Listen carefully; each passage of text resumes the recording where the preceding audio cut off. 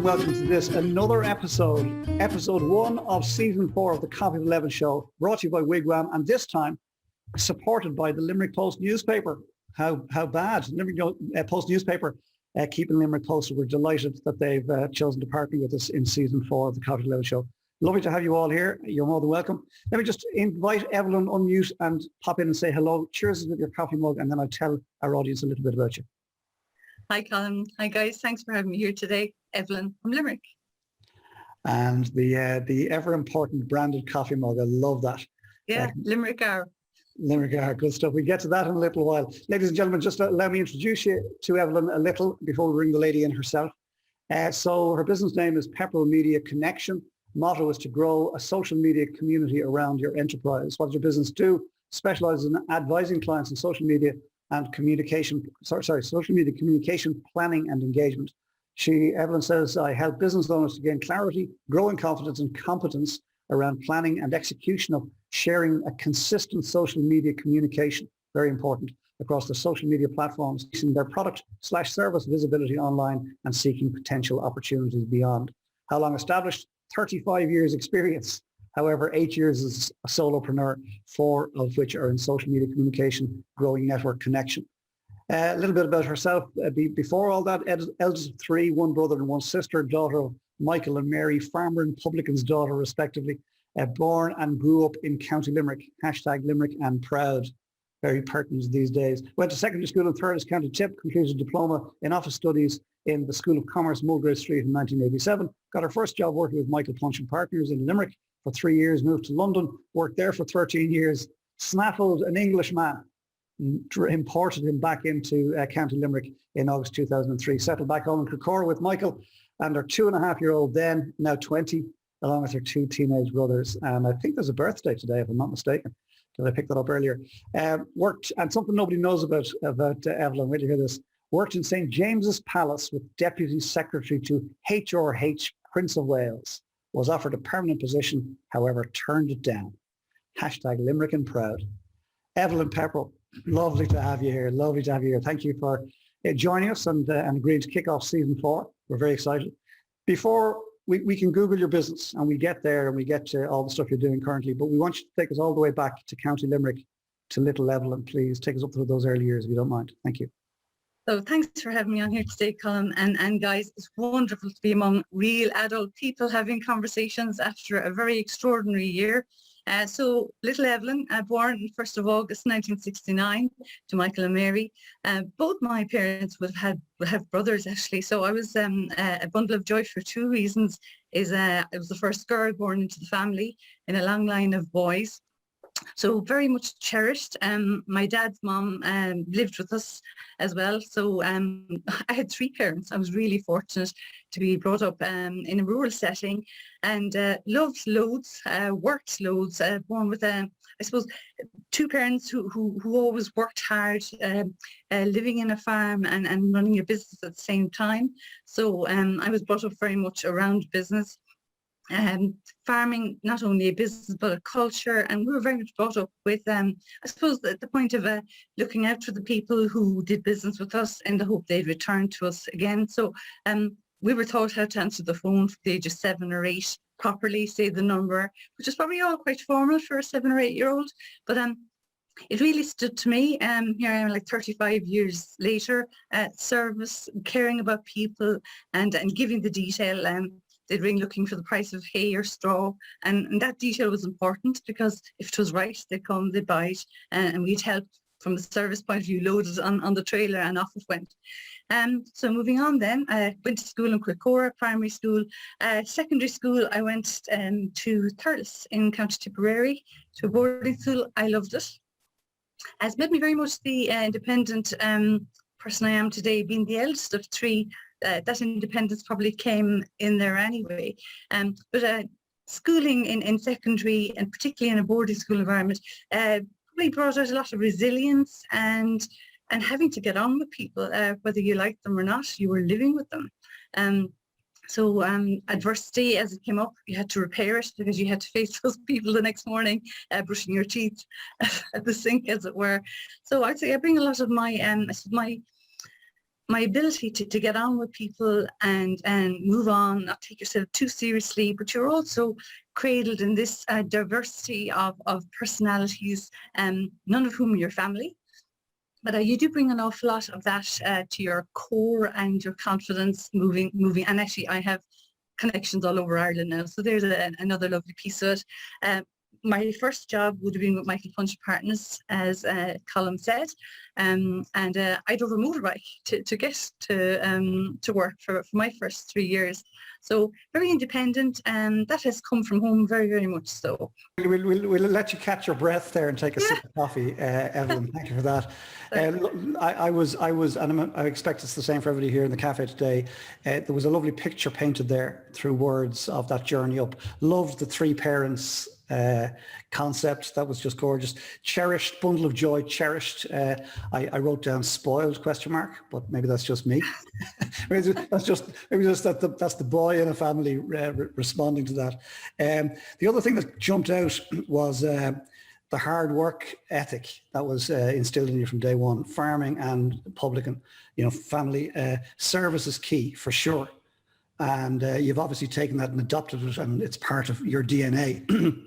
Very much so. And then the secondary school experience, the boarding and the resilience piece. And I loved the fact that you had to solve problems, because if you didn't, you had to meet them brushing your teeth the next day. That was just, it's so simple and wonderful. And then you capped that all off for me by saying you've got contacts all around Ireland as a result. So those relationships, you obviously, it worked for you, and those relationships are still strong in your life today. So very much so.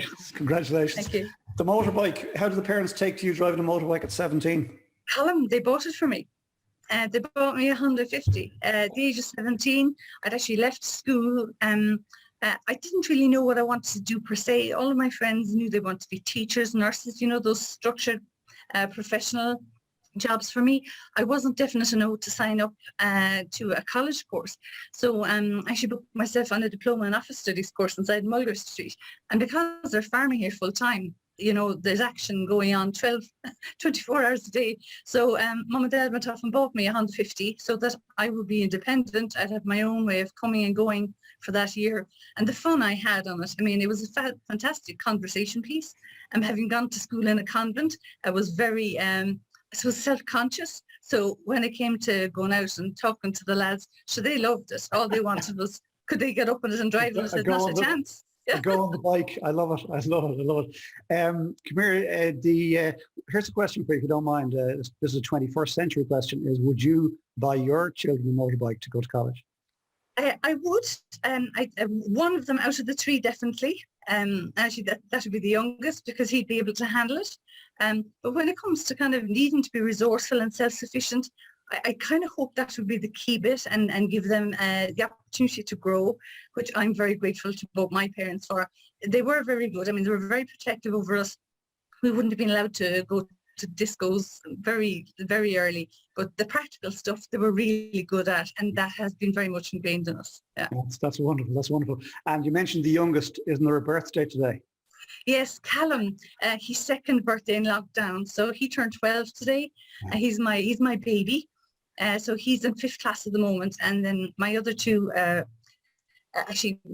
didn't get to leave their primary school and secondary schools properly last year with lockdown. Emer left secondary school and is now online at IT attending a course, and Daniel left primary school. So he's on his way through first year at the moment. So I would say they were fine. I was very emotional. I'd say those 2-3 months, they were just hard, because there were rites of passage that, you move from one to the next.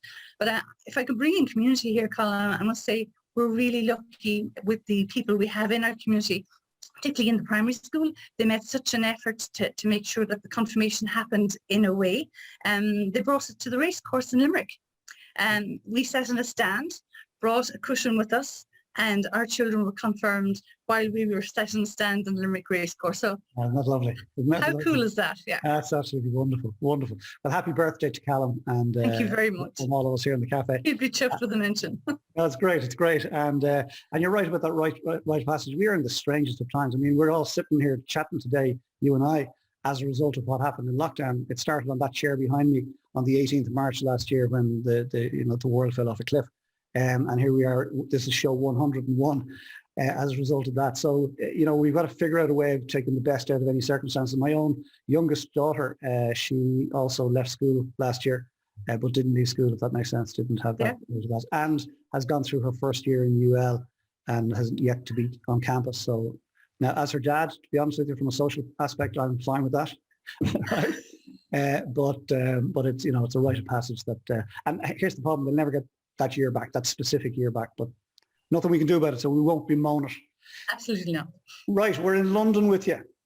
We're in London with me, yes. And again, I do feel my life has been a full chain of very interesting events. And if you open your mind up to life with an adventure, it brings you loads. So I went for an interview for a job with a financial information vendor who had just been taken over by Dow Jones, of all the cool companies to be taken over by. So when I started that job that first year, within the first 3-4 months, Dow Jones came in and basically I was off into the marketing department, probably the most valuable apprenticeship I've had for the kind of skill set I have, very social kind of person and very service oriented, as we mentioned earlier. So I learned so much about branding. And again, go back to the phone thing, when the big boys came in and told us, well, right, now you're going to answer the phone, Dow Jones, Telluride. You were told how to answer the phone yet again, and just showed them the detail of branding, I suppose. And I learned so much with that company. I was with them for about 8 years. And the opportunities I got, I worked my way up along. I went in as a junior secretary and would have worked with product marketing actually at the time. But as life went on there, they were very good to pool their resources. So they would run a lot of customer events. And if you were anyway social at all, you were drafted in for those to be obviously a hostess of sorts, but also you were dealing with clients and understanding the need to be polite and share information. And I had a whole stream of that on my way through that particular company. And coming to the end of that experience, Colin, I worked with some really, really I say sound and community-minded people in a way. They were always good to put opportunity my way and see my potential. One guy in particular, strategic director, they ran an event out in Monte Carlo, of all places. And because I would have been seen as obviously I was useful. I understood people and I was good to connect. But they brought me out to Monte Carlo as part of the support team. That was something like I would never have got to do from Limerick in any day of my life. I have to come in here. This is just too good, right? So you said earlier, you took us into this wonderful world in London, which apparently, by all accounts, was a wonderful world for you. And Dow Jones, and as you say, big brand, and you learned a lot. And I think you used the word you were lucky. But as you continued through the story, you were then invited into the social. Yeah. Then you were brought out to Monte Carlo, and the word that comes to mind, which you use regularly in the cafe here, is jammy. Jammy. Oh, completely. and I owned every bit of it, Colin. I came back and I told everyone I knew where I had just been. Wonderful. It was wonderful. But the other thing that strikes me here, I think it's worth mentioning, if you don't mind, is you said met some really sound people who were community oriented. One guy in particular, and we might go there in a second, but just again to pick up on that, because that stuff doesn't happen by accident. That's because of the particular vibration you gave off. We create our own luck, and you positioned yourself to be available for those opportunities, and that's how you met the good people that you met. And the wonderful thing is that the ripples are still being felt here in the work you do today. Oh, well, right. Thanks. Back to London, and how did you meet your man in a minute? Finish the work bit and then tell us. Back into the most important moment in my life actually is my husband, probably a very important one. But finish off with Dow Jones, it was great. The people I met, and we were very much customer focused. So all of that service and say the work ethic I bring from family home, really, it did serve me well.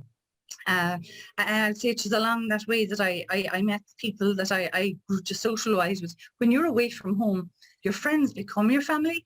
And actually one of my school contacts was working in London at the time. Through her, I went to one party, and I must say that changed where I am today in terms of me and the kids. She lived in a house of teachers, and they would have had a lot of school quizzes. And I was invited along as Eileen's friend, and then Eileen had all her friends, and I met Michael at one of those events. And I'd say out of 16 of us, like we were friends, and 8 of us, I think, matched up for a finish. But no, he was a friend for 2-3 years first. And we actually came home and got married. I brought all of those home with me so they could see where I was from. No, I'm really, really blessed to find a good friend, and also a fairly decent husband. Wonderful stuff. That's great. Beautiful. Thank you for sharing that story. And when was that? What year did you meet, and when did you get married? I met him in 1991. We got married in 96. So we came home. He was working with a Japanese commodity house at the time. So 2 or 3 of his colleagues were just dying to come and visit Ireland. And when there's a mention of an Irish wedding, you know, it doesn't take much to book plane tickets. But you know, it was brilliant. It was beautiful. We actually got married in Corcora, my hometown, and I had a reception out there in the Castle Oaks in Castleconnell. Just a lovely spot. Beautiful. Yeah, actually probably one of my private favourite moments of my life. It rained all day, but we got to stand at the top of the church while Cormac Byrne was doing his photography, and it was just lovely to stand there and just watch everyone you know and love in one room.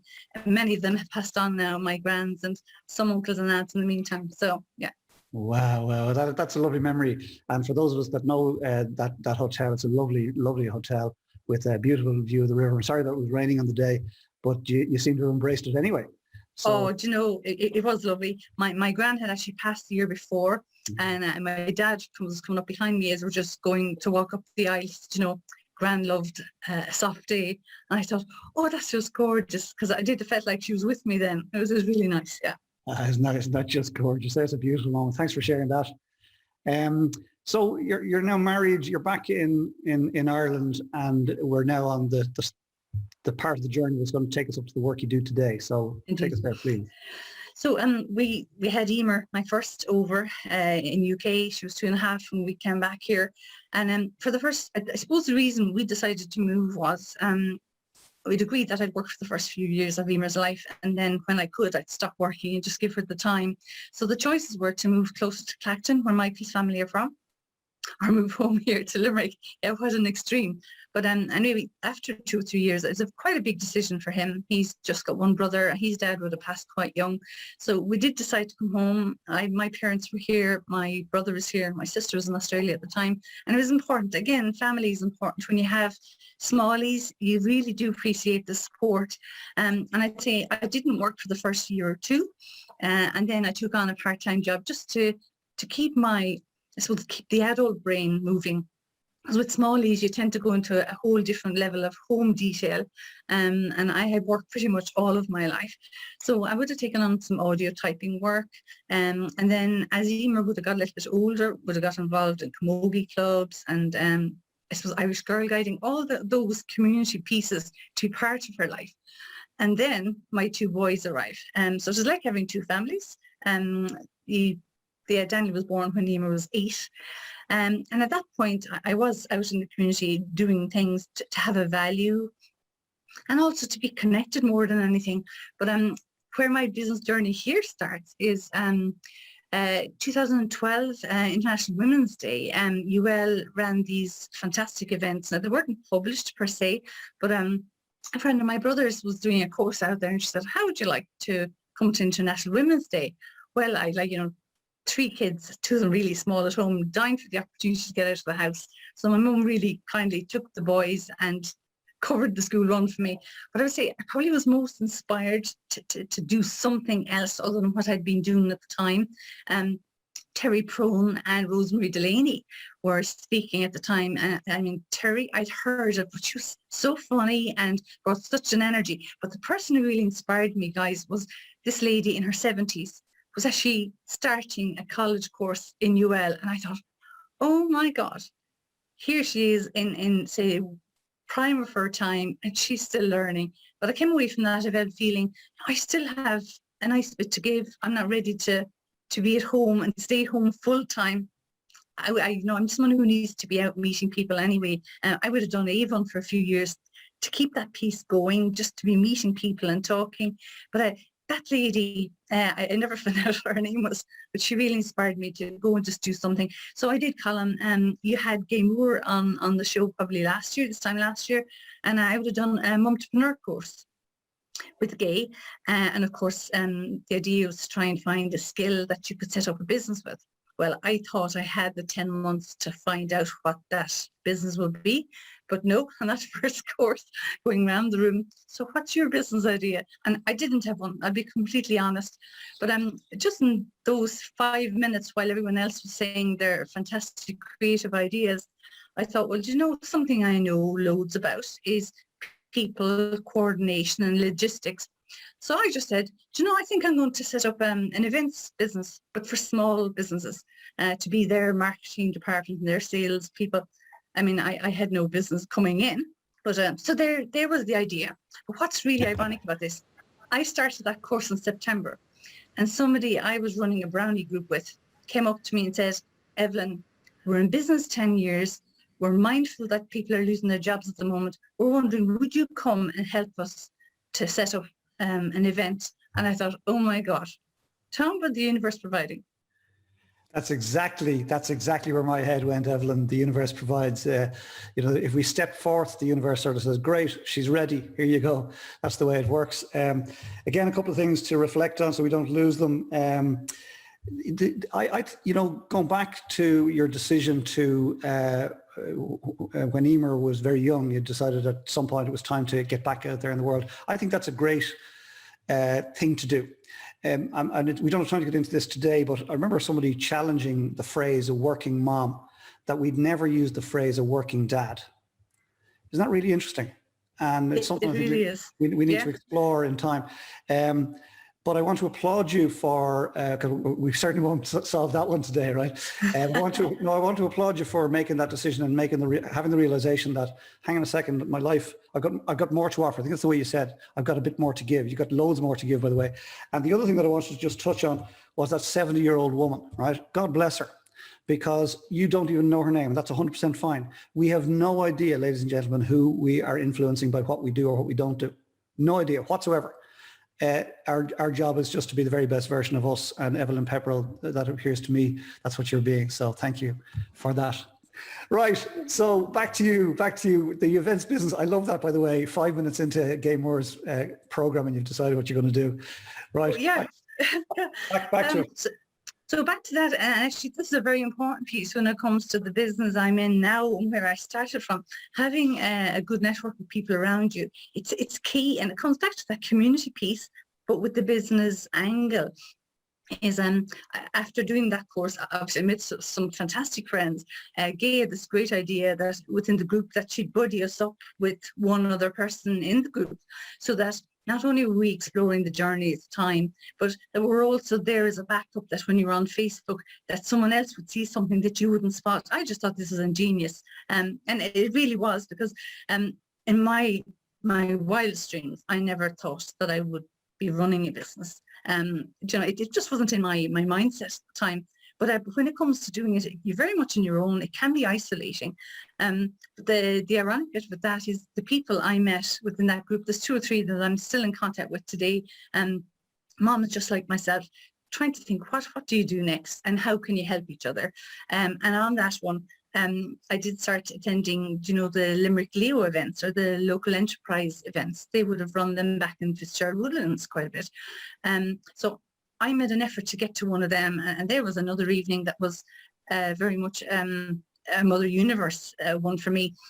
The logistics it took to get to this event for 6:30, it was fairly tough now, because you would have been at school, the boys were quite young, but I had it all down to a T, so that when it came to, they did this kind of open networking piece where they sent a mic around and you had to say who you were and what you were there for.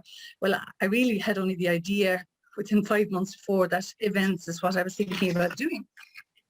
But I stood up and my turn came, and I thought, it took so much now to get here. Really, you won't be doing yourself justice or mum at home if you don't stand up and say what you're here for.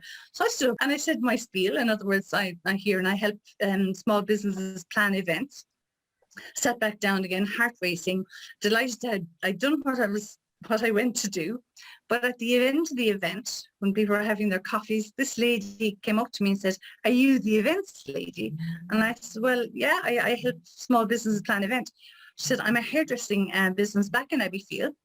I've just moved to premises on Main Street. I've had a major refurbishment.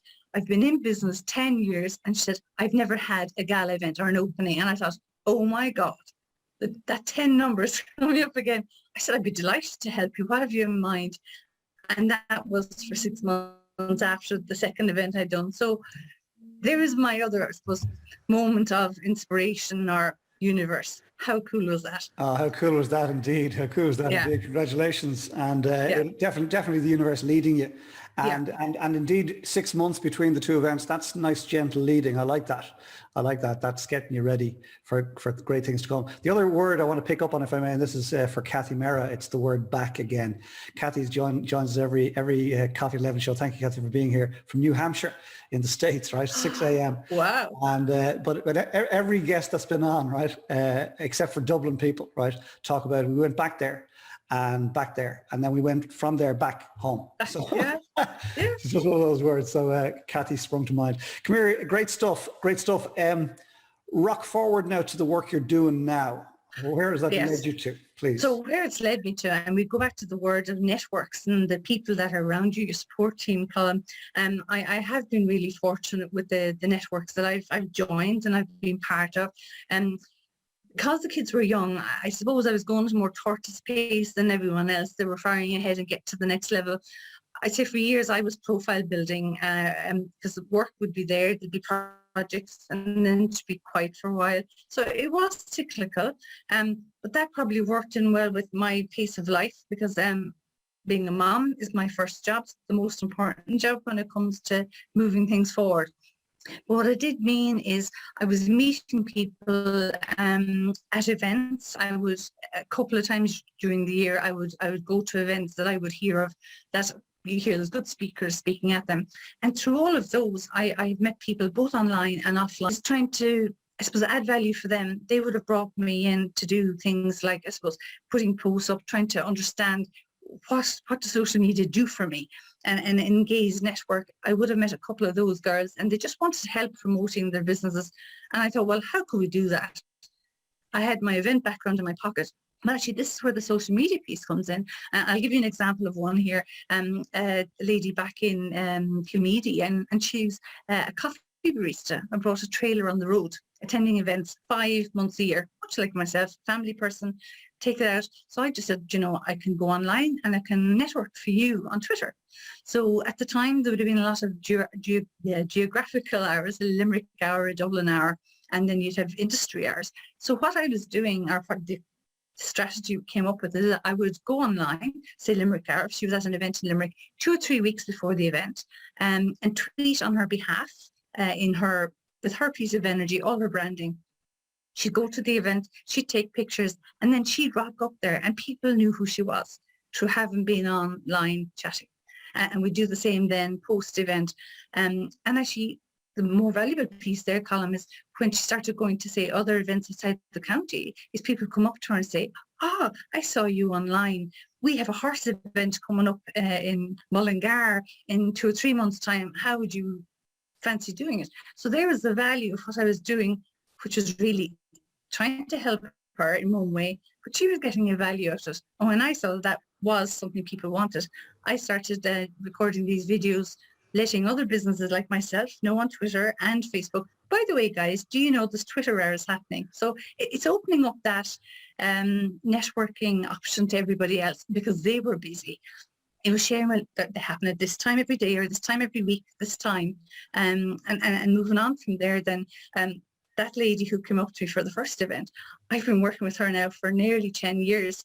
She's come back time again and said, we've got this training product, we need to go on the road. Would you come on the road and sell it with me? I'm thinking, I know nothing about selling training products, but she says, I'll do the technical piece and come into the room with me and you can help with the chat in between. Like, if I went looking for a job like that on the paper, I wouldn't sign up for it. But when you come back to the know, like, and trust of people and you show this you can do, and then they see your potential, or they see, now there's a skill that we could take on that would be very valuable. And so lovely. move forward, as you say now, to the almost 10 years, and I help her put some information up on her website now, something I would never have done a course with or would have even entertained the idea of doing, but because it comes within the remit of social media, I have been offered these opportunities to say, would you do this? We'll pay you to do a course to do it. So it's been open to say yes, I suppose. It's great. Being open to say yes. I love that. The answer is yes. What's the question? It's a phrase we've often used in Wigwam here. A couple of things again, rich content. You said, I was fortunate in the networks that I joined. And again, I'll put that back to you, Evelyn. No, you weren't. They were fortunate that you joined them. But like attracts like. You're a good person with a good heart, service oriented for sure. And so you joined those networks. I would put it to you, other people joined those networks and left them saying they're Cheryl Lousers, right? But they're not. It's the attitude with which you step up, and so you've attracted all of this wonderful opportunity into your life, in my opinion. And I'd like to think that the audience agrees. Bula bus, ladies and gentlemen. I believe that to be true. The way that you figured out, because nobody has it all figured out, the way that you have figured it out to date in those earlier years, that we'll do the pre-event priming, if you like, priming the pump. And then when she rocks up, people are aware of her. That's really positive, and not enough of us do that, yours truly included, I'll be honest, right? And then the post-event, and then of course all of that leads to when she steps outside her normal, natural boundaries, she is known outside, or the business is known outside. Really lovely stuff. COVID, how has COVID impacted on all that? Has that helped or hindered? A mix. I'm not going to go with the rose-tinted glass. I do try and keep the sunny side out. I mean, I'm really lucky. Both my parents I have the best of both of them. My dad would be very positive. And he'd be fun. Mum would be very cares about detail and compassionate and watchful of how people are around you. So I would say it's been a challenge. It's the most honest answer I can give. At the 8th of March last year, I had my first year of events lined up. And I mean lined up now, I'm not being cocky. I had 4 quarters of things going on, which for me was actually a really good year. And then COVID hit. It was hard. But what was nice or what was positive about it is I stayed connected with each of my clients, and I just said, listen, I understand if you need to let me go for this next few months, I'm happy to just poodle away in the background, but I'm still here if there's anything you need me to do. And actually 2 or 3 of them kept me on. So it was lovely, I suppose. And the family piece then, I was really conscious. The biggest overhaul or the biggest wave of it hasn't affected us here at home, because I came from having a house to myself, to my husband and my 3 teens at home under my feet. So if I'm really honest, personally, it was a challenge. Those first 3 or 4 months, it took a while to see, could I even continue to do business? So I did in a small way. I had a lot of inquiries for online support, which I was fortunate to do. So my doors remained open, my virtual doors remained open. But I suppose what I did do is I made sure that it kept connecting. The isolation bit of living in a rural area, it can be hard, and now you can't go out. So it brought me online even more than I would encourage my own clients to do. So yeah, it's been a tough learning, and I think we'll feel the real effect of it a year after we've passed this. Yeah. Yeah, well said, and thank you for the honesty there. Delighted that you started with, I'm not going to go there with the rose-tinted glasses, because it's been a difficult time for many. And perhaps I might suggest to us all here in the cafe that we're probably at the fortunate end of the spectrum in terms of our ability to cope and the supports perhaps that we have around us. Obviously, I can't speak for everybody, but I'd like to believe that that's true for most of us here. The COVID has changed the world, I think, perhaps irreversibly. Not necessarily all bad, I don't think. And I fully believe your business will thrive anyway. Online, offline, a hybrid model will unfold in the months and years ahead as we climb out of it. I'm going to ask you 2 questions, if I may, and then we're going to go over to apparently some people's favorite part of the show, the princess What can I say? Says Shelley. So we're going to go to Princess Shelley to find out what's been going on in the cafe. Two quick questions, if you don't mind, Evelyn. One is, what are you taking with you from COVID that you won't let go of easily? Connection, Colin. And it's funny, it was there before, but it's here in a way different. It shows itself with a different colour. I think so. That is a massive one. I mean, you drive out in the car now, and like the schools have opened back up. People seeing you in the car. The wave isn't just a wave; it's a, So that is lovely. Having the children at home was the other one. I was very worried about that. I thought, will we even all be talking by the end of the year? But actually, something our local principal said to me, and she said, "Do you know, the children will be fine. They're at home with you. They're safe. They're secure.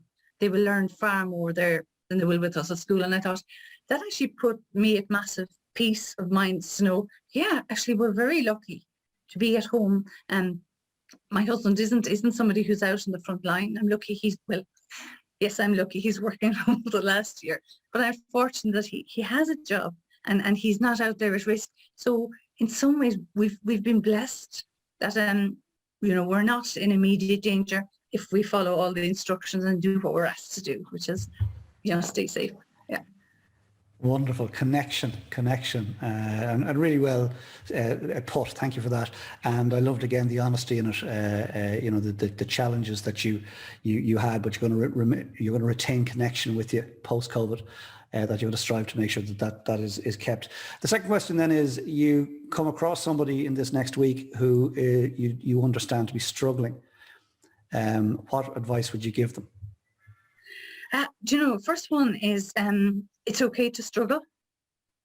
It would be the first thing I'd say. And then to say it will be okay. Sometimes we get wrapped up in the worry or guilt, and sometimes we worry too much. And that's easy to say if you have, say, a job worry or a money worry. But actually coming back to yourself and just being present and knowing you're doing the best you can do. That's as much as any of us can do. And that's something I must say, with the years of personal development, in between all the bits that I spoke about earlier, I believe everything I've done up to now is what's got me through this year. So yeah, do your best. It's enough. I love it. Isn't that wonderful? Do your best. It's enough. Evelyn, that's just gorgeous. Thank you for that. Right, stay where you are. We'll pop over to Princess Shelley, find out what's been going on in the cafe. Shell. Hey, thank you, Evelyn. Some really, really lovely storytelling there. You brought us on such a wonderful journey, and so much that we can all relate to. I could see lots of nodding and lots of laughing and smiling, and we love to see that in the cafe. That's what we're doing. We're listening in on a conversation.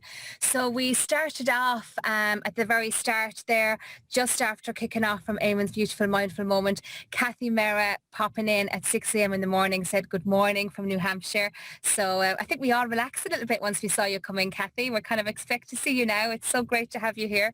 And then Lisa Chalfa, hi Lisa, joining us in Galway, another cafe regular, said hello all, welcome back, on the move, so I might be in and out. So just your typical cafe environment. How have we created this last just over 12 months, Sarah Ward, who again, she always pretty much helps Colin pull up the shutters each day. She had to pop off, but she said she'll listen to the replay and she'll say really great chat. So just the normal kind of cafe stuff, first of all, that was happening first, Evelyn. Then Harriet McGuigan. Hi, Harriet. Really great to have you here. Harriet's a previous guest on the show and another regular in our cafe. Harriet said, Evelyn, she loves how much you trust the universe.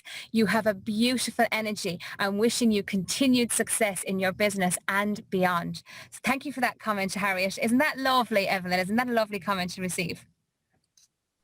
So heartwarming. Actually, Harriet is one of those ladies I've come across through networking, and right back at you, Harriet. So much gold coming from inside out. It's hard not to be impacted by lovely people, and Harriet is certainly one of those. Thank you. I couldn't agree more. Eamon then has popped in the links, Evelyn, so that people can look you up. So we always say, everybody, that down at the bottom when you type your comment, there's 3 little dots in a square. And if you want to, you can either copy and paste the links or you can save the conversation and you'll be able to access Evelyn there, her Facebook, her Twitter and her LinkedIn. Thank you, Eamon. You've shared her platforms there and we'd always, we'd point you in the direction of that. So then Donal O'Leary, again, great to have you here, Donal, another regular in our little cafe, said, Evelyn, the quintessential people person. Social intelligence is palpable, an engaging storyteller too. So thank you, Donal. A really, really great comment. Love sharing those comments. Really is such a great honour to be able to share the vibe that's going on as we're all listening in and earwigging on another great conversation. Donach O'Brien joining us again, another regular, another familiar face in the cafe. I'm loving your background today, Donach. You're making me very jealous. He's joining us in Troon in Scotland. And Donach said, Coffee at 11 is a brilliant network because it's full of real people. No wonder it's gone viral. Nearly. Thanks for sharing your story, Evelyn. Donach, thank you so much. And I was corrected. We're going out to 16.8 million people who may access this conversation that you're having. And as Colin said earlier on with that lady that you came into your orbit, Evelyn, we just don't know when we're making a difference and we never get to hear. So it really is great to be part of something like this. Kathy Mara then said, thanks, Evelyn, for sharing your story. She loves your energy as well, isn't it? Such a gratitude for energy now, don't we? So nice to meet you virtually. So thank you for that. Thank you very much for that comment, Kathy. Jules said, hi Jules, great to have you in our cafe. Brilliant, Evelyn, you're an inspiration. So this is just in the cafe today. This is before the replay goes out live. Aisling Fitzgerald joining us in 6 Mile Bridge, practically a neighbour of mine. Hi Aisling, really great to have you in the cafe. I do believe it might be your first time in our humble little cafe. I hope you've had a lovely morning with us. She said, thank you, Evelyn. You have a very true and pure energy. Lovely to meet you. Isn't that lovely, Evelyn? So then Brendan Foley. Hiya, Brendan. Nice to have you in our cafe. We have met elsewhere in Wigwam. It's really great to have you here, Brendan. Delighted you've decided to join us. Take a bit of time. He says, I love that you never expected to be self-employed. You're a natural between your optimism and belief in other people. So would you like to comment on that, Evelyn? Well, thanks very much, Brenda. It's lovely to hear those kind of words back at you, because then when you go out meeting people, we look for 2 things. You're looking to learn something, and if you can be inspired by it along the way, it's a double bonus. Thank you for that. Yeah, no, it's lovely, and it is very heartwarming, and it makes you feel like you're running your journey, and it is, and we're still on the adventure. Great stuff. Brilliant. Yeah, thank you for that. Thank you for that, Brendan.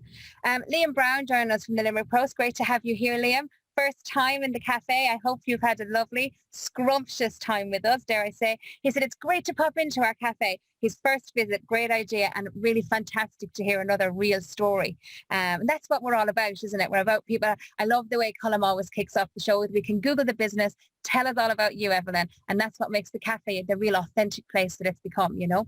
Patrick McDonald, great to have you here, Patrick. It's his first coffee at 11. Welcome into the fold, Patrick. Hope that you'll join us again. And he said he really, really enjoyed your story. So yeah, this is our 101st. Am I saying that right? 101 episodes. So yeah, really, really great. Feel free to look back at the back catalogue. It's all there online. Inspiring people, and we've no idea. Before I invite a question, I am just going to invite Diane.